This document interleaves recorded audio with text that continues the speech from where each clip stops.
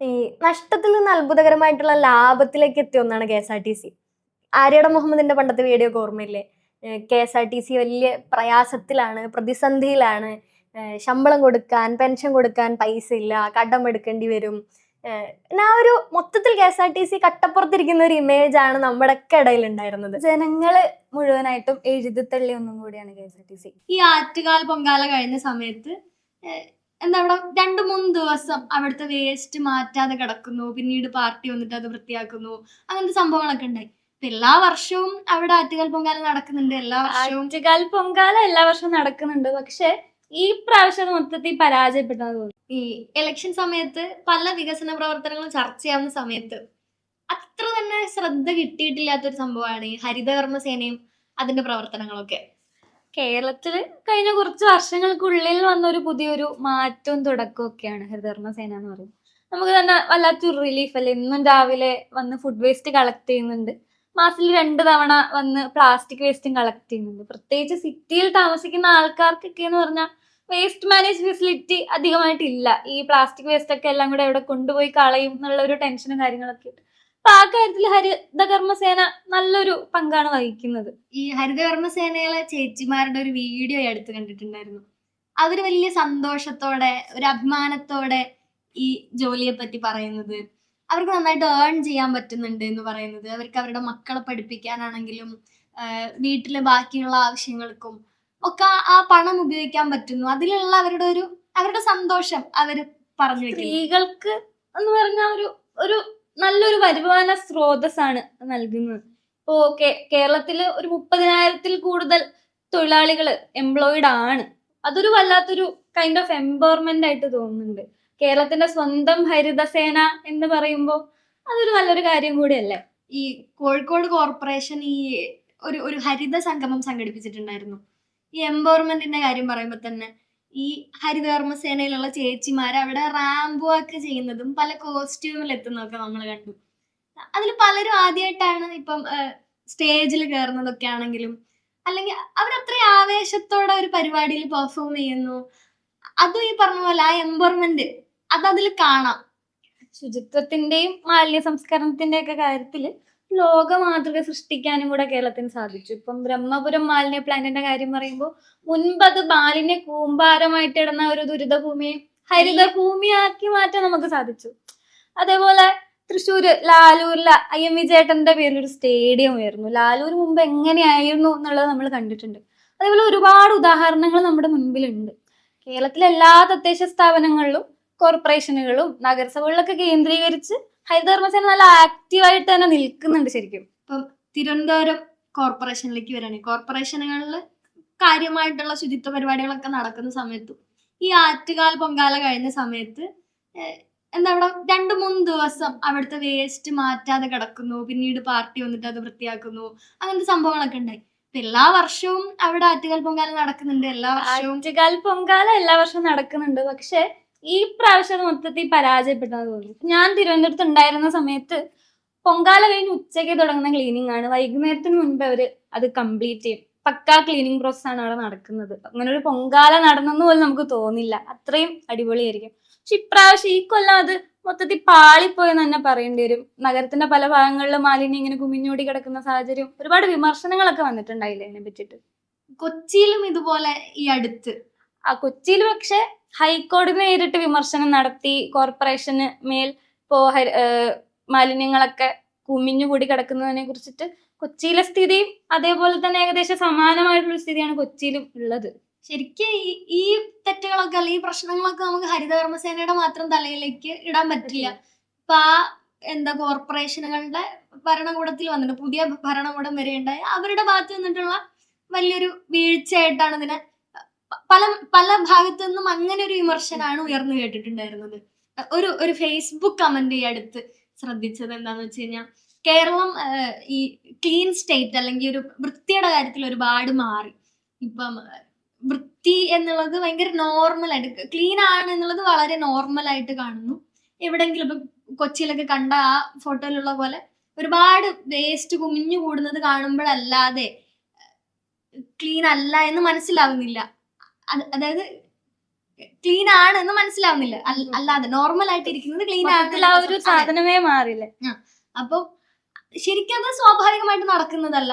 ഇപ്പൊ നമ്മുടെ വീടുകളിൽ നിന്നൊക്കെ എല്ലാ ദിവസവും ഈ പറഞ്ഞ പോലെ അവിടുത്തെ വേസ്റ്റ് എടുക്കുന്നത് മുതല് എല്ലാ രാവിലകളിലും എല്ലാ നഗരത്തിന്റെ എല്ലാ ഭാഗത്തും അല്ലെ അതിന്റെ ചുറ്റുപാടുകളൊക്കെ അടിച്ചു വാരി വൃത്തിയാക്കുന്നതും അവിടെയുള്ള വേസ്റ്റുകൾ എടുത്തു കൊണ്ടുപോകുന്നതും ചെറിയ കനാലുകളിലും ഓടകളിലുമുള്ള വേസ്റ്റുകൾ വരെ എടുത്തിട്ട് അതിൽ ഇറങ്ങി എടുക്കുന്ന കാഴ്ച നമ്മൾ കാണാറുണ്ട്. അത്രയും വലിയൊരു എഫേർട്ട് അതിന് പിന്നിലുണ്ട്. അത് വെറുതെ ഉണ്ടാവുന്നതല്ല എന്നുള്ള ഒരു സംഭവം ഉണ്ടല്ലോ. ശുചിത്വത്തോടുള്ള ഒരു മലയാളികളുടെ കാഴ്ചപ്പാടും കൂടെ മാറിയില്ലേ.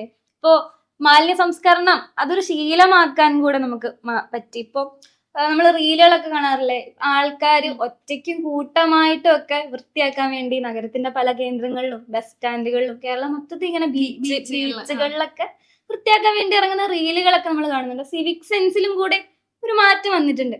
കേരളം ക്ലീൻ സ്റ്റേറ്റ് എന്നുള്ള ഒരു ലക്ഷ്യത്തോട് അടുക്കുന്നതായിട്ടാണ് തോന്നുന്നത്. അക്കാര്യത്തില് ഹരിതകർമ്മസേന വലിയൊരു പങ്ക് വഹിച്ചിട്ടുണ്ട്. ശരിക്കും ഈ സേന സൂപ്പർ അല്ലേ? സൂപ്പർ. ഈ നഷ്ടത്തിൽ നിന്ന് അത്ഭുതകരമായിട്ടുള്ള ലാഭത്തിലേക്ക് എത്തിയ ഒന്നാണ് KSRTC.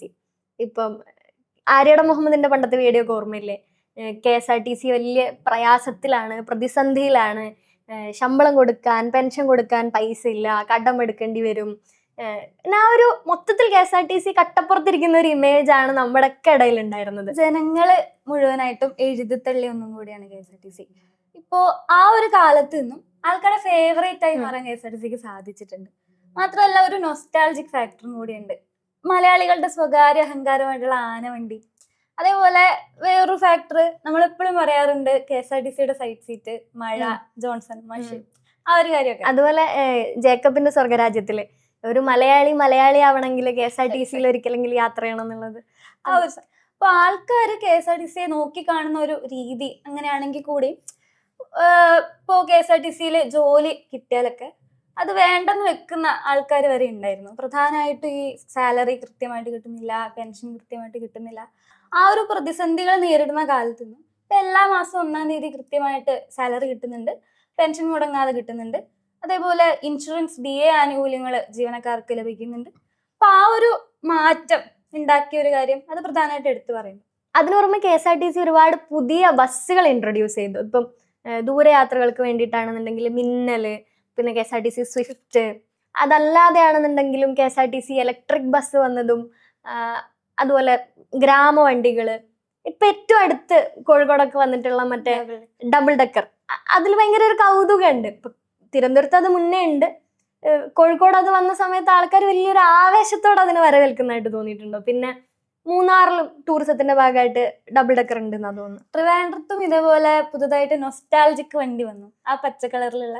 അതിനെ ആൾക്കാർ ഭയങ്കര കൗതുകത്തോടെയാണ് കണ്ടത്.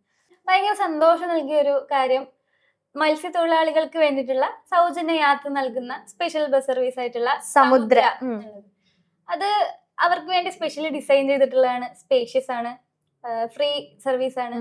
മാത്രമല്ല അവരെ കയറ്റത് പോകില്ല എന്നൊരു ഉറപ്പും കൂടി ഉണ്ട്. എല്ലാ മേഖലയിലുള്ള ആൾക്കാരെ, എല്ലാ തരത്തിലുള്ള ആൾക്കാരെ ചേർത്ത് പിടിക്കുന്ന ഒരു ഇതായിട്ട് കൂടെ അതിനെ കാണാൻ പറ്റും. അതേപോലെ ട്രാവൽ ഫെസിലിറ്റീസിന്റെ കാര്യമാണെങ്കിൽ കൂടി KSRTC കുറച്ചുകൂടെ ഒരു ട്രാവൽ ഫ്രണ്ട്ലി ആക്കി മാറ്റാൻ സാധിച്ചിട്ടുണ്ട്. സ്മാർട്ട് കാർഡുകൾ ഇൻട്രൊഡ്യൂസ് ചെയ്തു. യാത്രക്കാർക്ക് എസ്പെഷ്യലി സ്റ്റുഡൻസിന് വേണ്ടിയിട്ടുള്ള സ്റ്റുഡന്റ് കൺസെഷൻ കാർഡുകൾ, അക്കാഡമിക് ഇയറിന്റെ അവസാനം വരെ റീചാർജ് ചെയ്ത് ഉപയോഗിക്കാൻ പറ്റുന്ന സ്മാർട്ട് കാർഡുകൾ, അതൊരു ഇന്നവേറ്റീവ് ആയിട്ടുള്ള ഐഡിയ ആണ്. അതേപോലെ ഡിജിറ്റൽ ട്രാൻസാക്ഷന്റെ കാലമാണ്. നമ്മൾ പോലും ക്യാഷ് ഒന്നും കയ്യിൽ കൊണ്ട് നടക്കാറില്ല.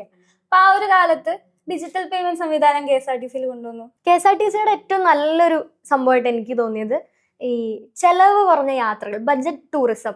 അത് ഏറ്റവും സാധാരണക്കാരായ മനുഷ്യന്മാരെ വരെ ഉൾക്കൊള്ളുന്ന രീതിയിൽ. ഇപ്പം ഉമ്മയൊക്കെ ആണെന്നുണ്ടെങ്കിൽ ഈ ബഡ്ജറ്റ് ടൂറിസം ഈ KSRTC പ്ലാനിൽ നമ്മൾ ഡിപ്പോന്ന് യാത്ര പോകുന്നത്, ഇടയ്ക്കിടയ്ക്ക് യാത്ര പോകും, ഇടയ്ക്ക് ഓരോ ദിവസം 1 day 2 day ട്രിപ്പുകളൊക്കെ ഉണ്ടല്ലോ. അപ്പൊ അതിനൊക്കെ പോവും, അതിൽ വലിയ എക്സൈറ്റഡ് ആണ്. പിന്നെ അതുപോലെ ഈ മൂന്നാറിലൊക്കെ പോയ സമയത്ത് അവിടുത്തെ ഈ പഴയ KSRTCയിൽ ഒരുക്കിയിട്ടുള്ള ഡോർമിറ്ററി, അതിൽ താമസിച്ചത്, അതിനും ഈ പറഞ്ഞ പോലെ ചിലവ് ഭയങ്കര കുറവാണ്, 100 രൂപയേ ഉള്ളൂ. അതൊക്കെ ഭയങ്കര രസമുള്ള എക്സ്പീരിയൻസ് ആണ് ആൾക്കാർക്ക് കൊടുക്കുന്നത്. KSRTC എന്ന് പറയുമ്പോൾ ഈ പറഞ്ഞ പോലെ നൊസ്റ്റാൾജിയയും അതിൻ്റെ കൂടെ ഇപ്പം യാത്ര ചെയ്യുന്നതും ഒക്കെ. പിന്നെ ഈ യാത്രകളിലേക്കാണെന്നുണ്ടെങ്കിൽ ഇപ്പം നാട്ടിലെ ചെറിയ ചെറിയ കൂട്ടായ്മകള്, ഫ്രണ്ട് സർക്കിളുകള്, അല്ലെങ്കിൽ കോളേജ് സ്റ്റുഡൻസ് കോളേജ് സ്റ്റുഡൻസ്, പല കമ്പനികളിൽ നിന്നുള്ള ജീവനക്കാർ, ഇവരൊക്കെ ഇപ്പം ഈ യാത്രകൾ ഓപ്റ്റ് ചെയ്യാൻ തുടങ്ങി. അതേപോലെ KSRTC ബസ്സുകൾക്കുള്ളിലും പാട്ട് കേൾക്കാനുള്ള സംവിധാനം. എപ്പോഴും സ്വകാര്യ പ്രൈവറ്റ് ബസ്സുകളുടെ കാര്യം പറയുമ്പോൾ പ്രൈവറ്റ് ബസ്സുകളിലെ അടിപൊളി പ്ലേലിസ്റ്റിൽ നമ്മൾ എപ്പോഴും പറയും KSRTC പാട്ട് കേൾക്കാനുള്ള സൗകര്യം ഉണ്ട്. അതുപോലെ സ്ക്രീനുകൾ വന്നു. ഇപ്പം ന്യൂസ് ആണെന്നുണ്ടെങ്കിലും എന്റർടൈൻമെന്റ് പർപ്പസിനൊക്കെ വേണ്ടിയിട്ട് ഈ സ്ക്രീൻ ഉപയോഗിക്കുന്നുണ്ട്. അതിനോർമ്മ ഏറ്റവും പുതിയതായിട്ട് നമ്മൾ കേട്ടത് KSRTCകളിൽ ട്രെയിനുകളിലൊക്കെ ഉള്ള പോലെ ഇനി ഫുഡ് ഡെലിവറി സംവിധാനം കൂടി വരാൻ പോവാണെന്നുള്ളതാണ്. മാത്രമല്ല ട്രിവാൻഡ്രത്ത് പുതുതായിട്ട് KSRTC സ്വന്തമായിട്ട് ഒരു ആശുപത്രി ഉദ്ഘാടനം ചെയ്തു. അങ്ങനെ ഒട്ടനവധി മാറ്റങ്ങൾ KSRTC സംബന്ധിച്ച് ഉണ്ടായിട്ടുണ്ട്. അതേപോലെ യാത്രക്കാരുടെ എണ്ണത്തിൽ വന്ന വർധനവ്, വരുമാനത്തിലുണ്ടായ റെക്കോർഡ് വർധനവ്, ആ അച്ചീവ്മെന്റുകളൊക്കെ നമ്മൾ കണ്ടിട്ടുണ്ട്. ഇത്രയും പ്രതിസന്ധികൾ നേരിട്ട ആ ഒരു കാലത്ത് നിന്നും മാറ്റത്തിന്റെ ആ വികസനത്തിന്റെ ആ ഒരു കാലത്തിലേക്കുള്ള KSRTCയുടെ യാത്ര, ആ ഒരു വിജയം, ആ സക്സസ്, ഇറ്റ് ഫീൽസ് പേഴ്സണൽ അല്ലേ?